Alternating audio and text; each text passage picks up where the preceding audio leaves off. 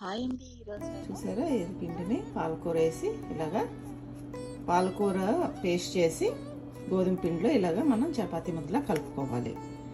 కలిపిన తర్వాత చూడండి ఈ విధంగా చపాతీలా చేసుకోవాలి.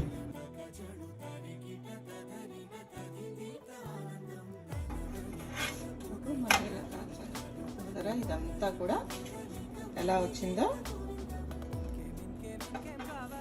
ఇలా రెండు వైపులా కూడా హై ఫ్లేమ్లో పెట్టి కాల్చుకోవాలి. కాల్చుకున్న తర్వాత దీన్ని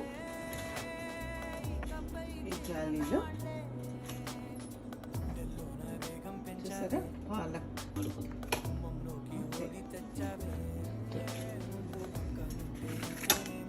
చోలే కర్రీతో నేను ఇది సర్వ్ చేస్తున్నాను. ఇప్పుడు ఒకసారి చూపిస్తాను ఎంత ఫ్లఫీగా వచ్చింది చూసారా.